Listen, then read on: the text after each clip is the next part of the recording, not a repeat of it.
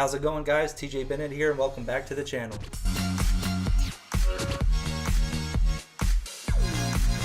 I'll be teaching you guys how to be a developer, and to get started we're going to look at the computer language C#. Of course, there are many computer languages out there, but they are similar in their fundamentals. The important thing is to pick one and get started. If you watched the previous video, you should have Visual Studio's community installed. If you didn't, pause the video and check out the link for Microsoft Visual Studios in the description below. Next, let's open Visual Studios. In the top left, you'll see File. Click on New, and then Project. We're going to be using a console app, so make sure console app is selected, and name your app Hello World. The next thing is delete all the code on the page. Okay, let's make this look a little bit cooler. Let's go to Tools and Options, and under Environment and General, you'll see a color theme. Let's change it to dark. Then we'll hit OK. Awesome. Now, what if I told you that I can change the way you see the world, and by the end of this video, you'll be a developer with a special skill? You'll just need to follow along and absorb two concepts that I'm going to explain in this video. The first concept is the concept of a class. A class is a data structure that encapsulates data and behaviors. Wait, what? For example, say if you have a class car.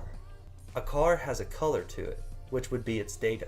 And you can drive a car, which would be its behavior. Another example would be a person. Say if you have a class person, a person will have a name, and also a person can talk. Simply put, a class is a container of information. Now, the first exercise that every developer goes through is to write a program that displays Hello World. If you're going to make it in this world, you need to be able to say hello to it. First, type the word class in all lowercase. Then type the word program with a capital P. Next, add an open and closed curly brace below it. You can find them on the keyboard here. Just make sure they're curly and not square. This will be our program. This class keyword tells the computer that we want to create a structure of data, and program will be what we call this structure of data. The curly braces are important because they tell the computer what will be inside of our program. In this environment, Visual Studios will look for a class called program. When Visual Studios runs this code, it'll fail unless it finds the entry point or the starting point of the program. To accommodate this, we need to type static void main, open close parentheses, and open close curly braces, just like this. We'll get into what static and void is in a later video, but main is a method. A method describes a behavior or an action that a class is capable of. For instance, a person has a method to talk, and a car has a method to drive. The important thing to know is that this method tells Visual Studios, hey, this is the entry point to the program. To run this program, there's a green play button with start labeled next to it. If you click it, it flashes a black box and disappears. This is as simple as a program can get. The second concept I want to explain is dot notation. Dot notation gives you the ability to access data and methods inside of a data structure. In our previous example, I showed person.name. This is because a name belongs to a person, and if I wanted to access that name, I would type in the identifier of that person .name. One more thing I'll mention is that you can go many layers into a class. For instance, instead of saying person.name, I could say person.identity.name. The next keyword we'll use is system. Think of system as accessing the core of Visual Studios. System will contain a tool that we can use to display a message in the console window. We can access this tool by typing system.console. You may have noticed when we created this application that it was a console application. Console contains a method that allows you to display information in the console window. It's called WriteLine. If you haven't already, type system.console.WriteLine. Open close parentheses and a semicolon.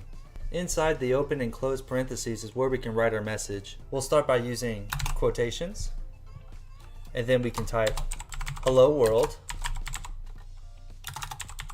exclamation point, and then quotations. We use quotations to mark the beginning and the end of the message. The semicolon at the end tells Visual Studios that that's the end of the statement. At the top, you'll see the play button with the label start. The console window appears and disappears in a flash. Let's look at our program and I'll explain why this is happening. When we run our code, Visual Studio looks for a class program. It then finds our entry point, which is our main method. It steps through each line of code and then exits the program. It starts at line 4, then to line 5 where it displays the message, and then goes to line 6 and ends the program. This is a normal behavior, but what we need is a way to tell Visual Studios, hey, why don't you wait until I press a key on the keyboard to continue after displaying the message. We can accomplish this by typing below our message system.console.readKey open close parentheses semicolon. This tells Visual Studios to pause after displaying the message until it reads a key from the keyboard. That's it! You're now a developer with a special skill to display information in the console window. You should play around with displaying lines of text with ReadKey. You can make a joke app. Why does Peter Pan always fly? Because he never lands. I like this joke in particular because it never grows old. In the next video, we'll be going over data types. Until then, feel free to message me on Discord and I'll see you guys in the next one.